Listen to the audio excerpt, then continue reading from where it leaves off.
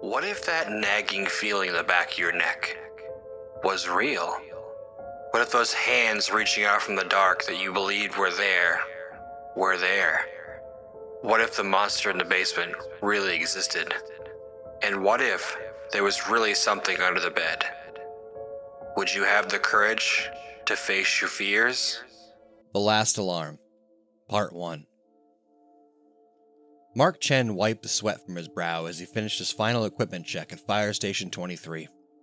After 16 years of doing this job, the morning routine was muscle memory. What wasn't routine was the unusually high number of medical calls they'd received during the night shift. 3 separate instances of violent assaults with biting. He'd never seen anything like it. "Hey Chen, you seeing this?" Jake, the rookie, called from the back room.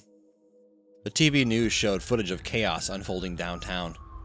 People running, screaming, police cordons everywhere. The anchor's voice trembled as she reported. "Unprecedented levels of violence and multiple casualties." The station alarm blared before Mark could process what he was seeing. "Engine 23, Rescue 23, respond to Madison Elementary School. Multiple casualties reported. Code 3. Mark's stomach dropped. His daughter Emma was at Madison Elementary. The engine sirens wailed as they tore through the morning traffic. Captain Rodriguez was already on the radio coordinating with dispatch, but the information was coming in made no sense. Reports of mass hysteria, attacking students, teachers barricading themselves in classrooms. They pulled up to the absolute chaos. Parents screaming outside the school gates. Blood stained the playground equipment. And through the large windows of the cafeteria, Mark saw something that defied explanation. Children and staff moving with unnaturally jerky motions, their faces bloody, pursuing others who were desperately trying to escape. "Jen, Harris, do a sweep of the East Wing. Full PPE. Be ready for anything," Rodriguez ordered. "Jake, Murray, West Wing. Everyone maintain radio contact." Mark pulled on his turnout gear and breathing apparatus with shaking hands. As he approached the school entrance, a teacher stumbled out, clutching her bleeding neck. "Don't let them bite you," she gasped before collapsing. The school halls were eerily quiet, except for the distant screams and the rhythmic thud of his boots. Every classroom door was closed. Some had chairs wedged under handles. Others showed signs of being broken open from the outside. "Emma," he whispered. "Hold on, baby. Daddy's coming." He turned a corner and froze. A group of what used to be 6th graders shuffled toward him, their clothes soaked in blood, jaws snapping. Behind them lay the partially devoured body of the school security guard. His radio crackled. "Chen, report status." But Mark couldn't speak, because among the approaching creatures, he recognized one wearing a pink backpack with unicorn patches. The one he'd helped Emma decorate just last week. The thing that had been his daughter tilted its head and lurched forward, dead eyes fixed on its next meal. Part 2. Mark's training kicked in before his heart could break. 16 years of running into burning buildings had taught him that hesitation meant death. He backed away from Emma, from what used to be Emma, and keyed his radio. "Multiple hostile subjects in the East Wing. Harrison, fall back to the main entrance. Captain, we need immediate evacuation of all barricaded classrooms. These kids there..." His voice cracked. "They're gone. They're all gone." The shuffling grew closer, Emma's pink backpack bobbing with each jerky step. Mark retreated down the hallway, his mind racing. Through his mask, he could hear their collective rasping, a sound no human throat should make. "Copy that, Chen," Rodriguez responded. "We've got similar situations throughout the building. Police are 10 minutes out, but..." "Shh!" interrupted the transmission. In the background, Mark heard screaming. A door burst open behind him. Harrison's voice rang out. "Chen, duck!" Mark dropped as Harrison unleashed a blast from a fire extinguisher. The CO2 cloud hit the infected students, but they walked through it unfazed, their dead eyes fixed on fresh prey. "Inside, now!" Mark grabbed Harrison's turnout gear and yanked him into an empty classroom. They slammed the door shut and shoved the teacher's desk against it. Through the door's window, empty faces pressed against the glass, jaws working mechanically. What the hell are we seeing? Harrison's breath came in ragged gasps. I just saw Mrs. Peterson, the librarian, take a bite out of Murray's neck when he tried to help her up. He's one of them now. Mark stripped off his mask, conserving air. We need a plan. Rodriguez, do you copy?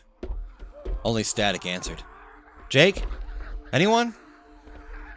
A piercing scream echoed from somewhere in the building, followed by the distinctive sound of breaking glass. Outside their barricaded door, some of the infected shuffled away toward the new noise, but Emma remained, pressing against the glass, her blood-stained fingers leaving streaks. The gym, Harrison whispered. It has those emergency exit with the crash bars. If any survivors made it there. Mark nodded, pulling out his phone. No signal. We need to get these kids out, the ones still alive. But first, he looked at Emma's face through the glass, remembering her laugh, her smile, the way she'd hugged him after every shift. First, I need you to promise me something. Harrison met his gaze. Anything. If I don't make it, find my wife Sarah. She's at work at Memorial Hospital. Tell her about Emma. Tell her I tried. Harrison gripped Mark's shoulder. Tell her yourself. We're both getting out of here. The sound of splintering wood drew their attention. The desk was starting to move. Ready? Mark pulled his mask back on and gripped his Halligan bar. We go on 3. Stay together. Head for the gym. Anyone attacking gets pushed back. Hard. We can't help them once they're turned. Harrison readied his extinguisher. Those aren't kids anymore, Mark. Remember that. Mark took one last look at what remained of his daughter. 1. The desk scraped against the floor. 2. Fingers pushed through the widening gap. 3! Part 3. The door exploded outward as Mark and Harrison charged through. The Halligan tool swept in a wide arc, pushing back the infected students. Emma stumbled and fell. Her small body crumpled unnaturally against the lockers.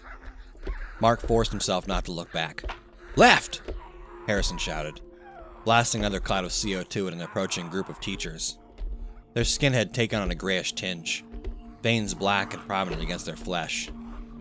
They rounded the corner toward the gymnasium, boots squeaking on the blood-slicked linoleum. A fire alarm blared somewhere in the distance, its steady rhythm mixing with the moans of the infected. Help! Please, somebody, help! The cry came from the supply closet they just passed. Mark skidded to a stop. Harrison, cover me! He wrenched open the door to find 3 children and a teacher huddled inside. The teacher clutched her arm, which was wrapped in a makeshift bandage fashioned by a gym shirt. Blood had already soaked through them. Miss Warner? Mark recognized her from Emma's parent-teacher conferences. We need to move, now. She shook her head, tears streaming down her face. I'm bit, but please, take them. She pushed the children forward. They've been here since it started. They're clean. The kids, none older than 10, stared up at Mark with terrified eyes. Behind him, Harrison grunted as he held back another wave of infected with the extinguisher. Running low on CO2, Harrison warned. Miss Warner, we can help you, Mark stated, but she cut him off. No, I can feel it. Fever. The hunger. Just... She pushed a small notepad into his hand. Their parents' numbers. Promise me. A crash echoed from down the hall. More infected breaking through barricaded doors. Miss Warner's eyes had started to glaze over, her breathing becoming ragged. Go, she whispered, then slammed the closet door shut from the inside. This way, kids. Stay between us. Mark shepherded them toward the gym, Harrison bringing up the rear.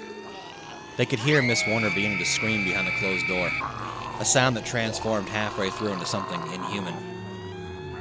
The gymnasium doors loomed ahead. The small windows, Mark could see movement inside. But were they survivors or infected? Jen! Harrison's voice was desperate. "We've got incoming!" Mark turned to see a horrifying sight. Every door along the hallways was bursting open, infected students and staff pouring out, and leading them, moving faster than the others, was Emma. Her dead eyes seemed to track him with terrible intelligence. The kids were crying now, clinging to Mark's turnout gear. Harrison's extinguisher sputtered and died. "Mark, what's the play here?"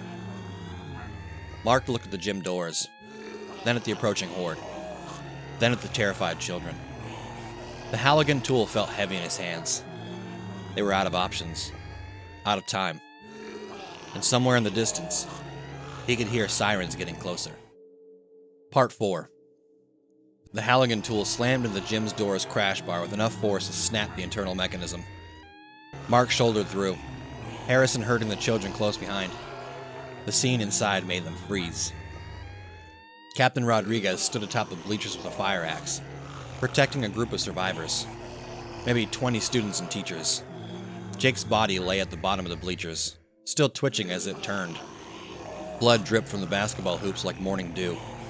"Chen! Harrison! Up here, now!" Rodriguez's voice carried over the chaos. More infected were scattered throughout the gym, clawing their way up the retracted bleachers while survivors kicked them back. "Move, move!" Mark pushed the children forward toward the bleachers. One little boy stumbled, and Mark scooped him up without breaking stride. Behind them, the gym doors burst open as Emma and her horde poured in. Harrison reached the bleachers first, hauling kids up to waiting hands. Mark passed up the boy he carried, then turned to face the advancing infected. Emma was closer now, moving with that unnatural speed that none of the others possessed. Even in death, his daughter was exceptional. "Mark, get your ass up here!" Rodriguez bellowed. But Mark's eyes were fixed on his radio. The static had cleared enough to hear broken transmissions. "Full evacuation order. Citywide outbreak. Military containment. Shoot on sight." Time slowed as clarity hit him like a sledgehammer. The sirens weren't just police coming. They were everything. Military, National Guard. They'd quarantine the area, contain the outbreak. Everyone inside would be considered infected, including the survivors. "Captain!" Mark shouted. "We need to move! They're gonna lock down the whole..." The gymnasium's high windows exploded inward as thick cables snaked through them, repelling gear unspooling behind them. Black-clad figures fast roped down, weapons raised. "Hazmat team, clear the area!" A mechanical voice boomed through a speaker. "All civilians, evacuate immediately to the south parking lot for screening." Hope surged through Mark's chest, until he saw the red targeting lasers sweeping the gym floor. These weren't rescue teams. They were cleanup crews. "Everyone down!" Mark screamed as the first shots rang out. The infected dropped in waves, including several that had been reaching for him. He rolled behind a gym mat as bullets punctured the hardwood around him. Through the chaos, he heard Rodriguez organizing an evacuation down the bleachers far side, but Mark's eyes were locked on Emma, still advancing through the gunfire. Pink backpack now shredded by bullets that didn't seem to slow her. His radio crackled one final time. "Contamination protocol in effect. Facility lockdown in 5 minutes." They were going to seal the school. Part 5. Mark's mind raced faster than his daughter's infected form. 16 years of running into burning buildings had taught him that sometimes, to save a life, you have to risk everything. He keyed his radio one last time. "Harrison, get these kids out through the south exit. Rodriguez." He swallowed hard. "Tell Sarah I'm sorry." Before anyone could respond, Mark sprinted from behind the gym mat, directly toward Emma, bullets whizzing past him, his turnout gear offering minimal protection against the military-grade weapons. The infected fell around him like rain. "Hold your fire!" he screamed. "She's my daughter!" Emma's dead eyes fixed on him as he approached. In that moment, he saw something. A flicker of recognition, perhaps, or maybe what he desperately wanted to see. She lunged for him with inhuman speed. Mark didn't dodge. Instead, he caught her small body in a bear hug, using their momentum to spin them both toward the gym's emergency exit. Behind them, He heard Rodriguez shouting orders, keeping the survivors moving. The mechanical voices announced 3 minutes until lockdown. "Remember camping last summer, Emma?" Mark whispered as they struggled. "How you were scared of the dark?" Her teeth snapped inches from his face. "Daddy's here now. You don't have to be scared anymore." He slammed through the emergency exit, the alarm adding to the cacophony of gunfire and screams. The morning sun blinding him momentarily as they burst into the parking lot.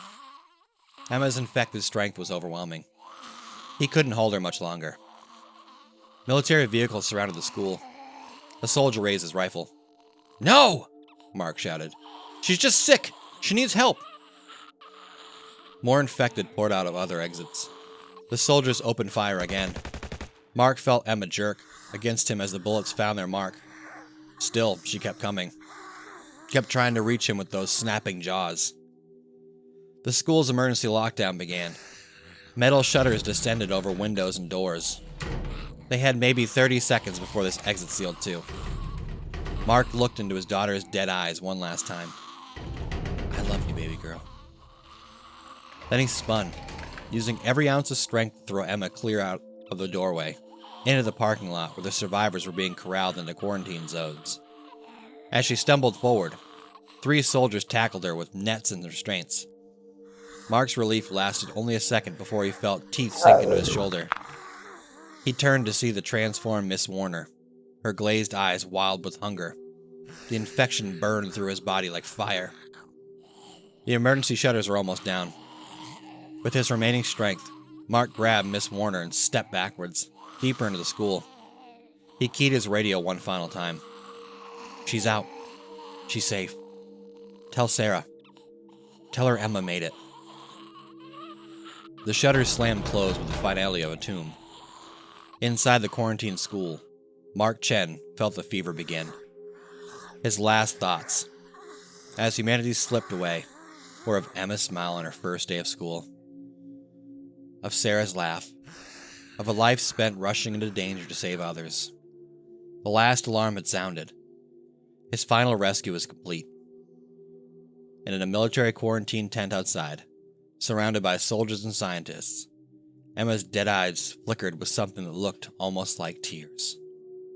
All right, after doing 2 stories with morally questionable characters, I really wanted to come back to the more stoic and, good people of the apocalypse. I mean, granted, this guy hasn't had the opportunity to be completely tainted by the remainder of the zombie apocalypse, but it is always cool seeing, occupations that we see as heroes actually being heroes during a time of crisis and just awful time.